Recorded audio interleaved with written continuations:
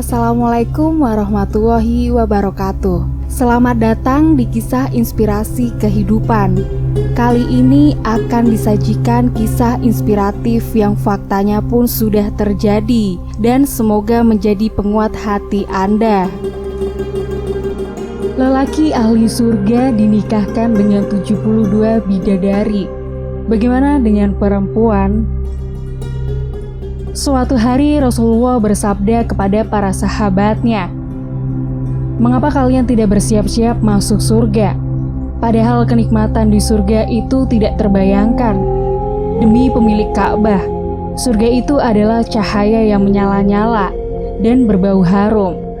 Memiliki istana yang kokoh, sungai yang luas, buah-buahan yang banyak lagi harum, pasangan suami istri yang gagah dan cantik, serta pakaian yang bagus lagi indah, di tempat yang kekal dan indah, di tingkat-tingkat yang tinggi lagi terpuji."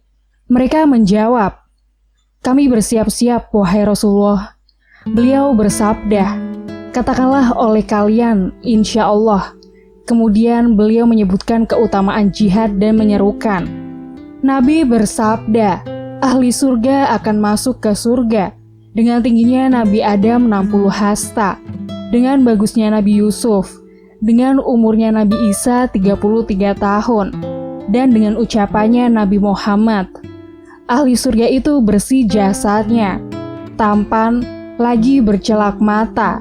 Dari Abu Bakar bin Abi Ad-Dunya dalam tafsir Ibnu Katsir.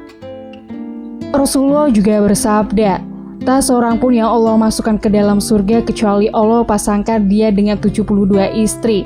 Hadis riwayat Ibnu Majah. Al-Mubarakfuri menukil perkataan Mula Al-Qori. Masing-masing penghuni surga memiliki 2 istri dari wanita dunia, dan penduduk surga pada tingkatan paling rendah memiliki 72 istri dengan rincian 2 istri dari wanita dunia dan 70 istri dari bidadari. Dalam hadis Bukhari disebutkan sifat bidadari surga. Sekiranya seorang bidadari surga diturunkan ke dunia, ia akan menyinari langit dan bumi dan memenuhi antara langit dan bumi dengan aroma yang harum semerbak. Sesungguhnya tutup kepala salah seorang wanita surga lebih baik daripada dunia dan isinya." Dalam riwayat lain disebutkan bahwa bidadari surga diciptakan dari zafaron surga. Ada yang bertanya pada Nabi Shallallahu Alaihi Wasallam, "Wahai Rasulullah, apakah kita akan berhubungan dengan bidadari-bidadari kita di surga?" Maka Nabi berkata, "Seseorang di surga mampu berhubungan dengan 1000 bidadari dalam sehari." Hadis riwayat Abu Nuaim At-Tabrani. Perbandingan antara bidadari surga dengan perempuan ahli surga tidaklah sama. Perempuan ahli surga mendapat kemuliaan melebihi bidadari surga. Apabila istrinya di dunia dulu wafat dalam keadaan beriman, maka dia akan menjadi ratu bidadari di surga. Dia kembali dinikahkan sebagai ratu bidadari dengan suaminya yang juga beriman. Bidadari sebanyak 72 itu untuk lelaki ahli surga derajat paling bawah. Dalam hadis At-Tirmidzi, Rasulullah Shallallahu Alaihi Wasallam bersabda, "Sesungguhnya perempuan ahli surga itu putih betisnya terlihat dari luarnya 70 lapis pakaian sutra, sampai-sampai terlihat sumsum betisnya. Demikian itu sebab Allah berfirman, mereka bidadari surga seolah-olah adalah yakut dan marjan. Adapun yakut adalah batu yang seandainya kamu masukkan benang ke dalamnya, lalu kamu bersihkan bagian dalam batu itu dengan benang, niscaya benang tadi bisa kamu lihat dari bagian luarnya batu."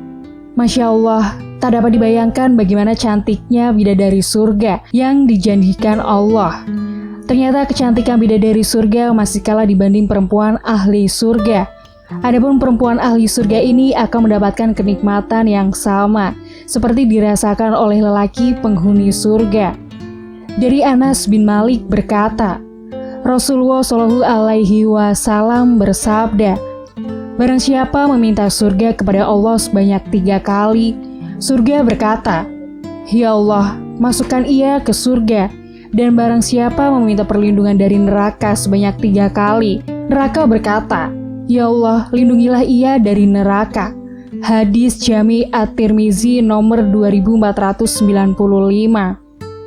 Adapun 3 orang yang pertama kali masuk surga adalah: yang pertama, syahid; yang kedua, seorang hamba yang tidak disibukkan oleh dunia dan taat kepada Robnya; dan yang ketiga, orang fakir yang memiliki tanggungan namun ia menjaga diri dari meminta-minta. Hadis riwayat Ahmad. Orang miskin akan masuk surga terlebih dahulu dari orang-orang kaya, karena mereka tidak memiliki sesuatu untuk dihisap. Selisih waktu antara keduanya adalah 40 tahun. Hadis riwayat Muslim. Kisahnya pun berakhir sampai di sini. Semoga menginspirasi dan sampai jumpa di kisah-kisah inspiratif lainnya. Wassalamualaikum warahmatullahi wabarakatuh.